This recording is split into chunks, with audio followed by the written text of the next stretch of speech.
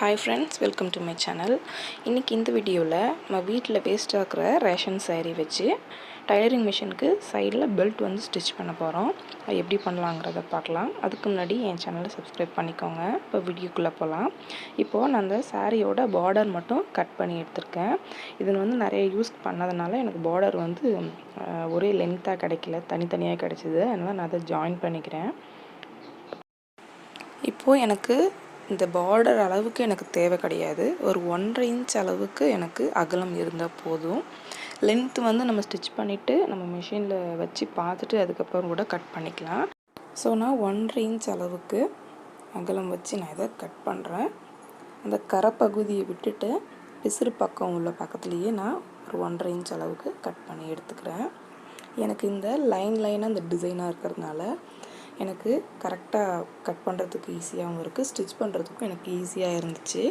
இப்போ நான் கட் பண்ணி எடுத்துட்டேன். அதுக்கு முன்னாடி நான் கீழே அந்த ஜாயின் பண்ணேன் இல்லையா, அந்த 2 கிளாத்தையும் அது வந்து என்னை பார்த்து மேல் பக்கம் பார்த்து இருக்கிற மாதிரி நான் வச்சுட்டு மேலே வந்து நான் மடித்து ஸ்டிச் பண்ணுறேன். ஏன்னா அப்போ தான் நான் மடிக்கும்போது இந்த பிசுறு எல்லாம் உள்ளே போகும். அதுக்காக இப்போது நான் மடித்து ஸ்டிச் பண்ணுறேன். இப்போது 2 எட்ஜையும் ஃபஸ்ட்டு ஃபோல்ட் பண்ணிக்கிறேன். இந்த 2 பிங்க் கலர் மாதிரி இருக்குதுங்க இல்லையா, அதை வந்து இந்த சைட்லேயும் அந்த சைடு எட்ஜ்லேயும் மடிச்சுட்டு அதுக்கு மேலே ஒரு மடிப்பு மடிக்கிறேன். ஏன்னா அப்போது தான் நம்ம வந்து உருட்டி தைச்ச மாதிரி இருக்கும். ரொம்ப அகலமாக இருந்துச்சுன்னா மிஷினில் வந்து போட முடியாது, அந்த பெல்ட் வந்து அதில் உட்காராது. மெல்லிஸாக இருந்தால் மட்டும்தான் அதில் உட்காரும். அதுக்காக நல்லா மடித்து எவ்வளோ முடியுமோ அந்தளவு மடித்து நான் ஸ்டிச் பண்ணுறேன். இப்போ அதே மாதிரியே நான் ஃபுல் கிளாத்தையுமே ஸ்டிச் பண்ணி எடுத்துக்கிறேன். அந்த 2 எட்ஜ்லேயும் எனக்கு அந்த பிங்க் கலர் மாதிரி இருக்கிறதுனால எனக்கு அந்த 2 சைடையும் ஈஸியாக ஃபோல்ட் பண்ணி மடிக்கிறதுக்கு ஈஸியாக இருந்துச்சு.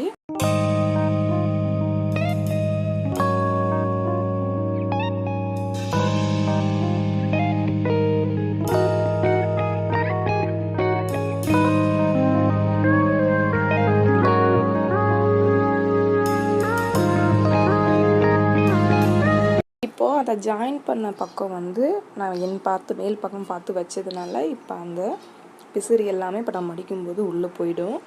அந்த சைடு மடிக்க கொஞ்சம் கஷ்டமாக தான் இருக்கும். நல்லா ஃபோல்ட் பண்ணி நம்ம மடித்து ஸ்டிச் பண்ணிடணும். இதை அயன் பண்ணிட்டு கூட ஸ்டிச் பண்ணலாம், ஈஸியாக தான் இருக்கும். ஃபஸ்ட்டு நீங்கள் அயன் பண்ணிவிட்டு இதுக்கப்புறம் ஸ்டிச் பண்ணிங்கன்னா உங்களுக்கு கஷ்டமாக இருக்குது.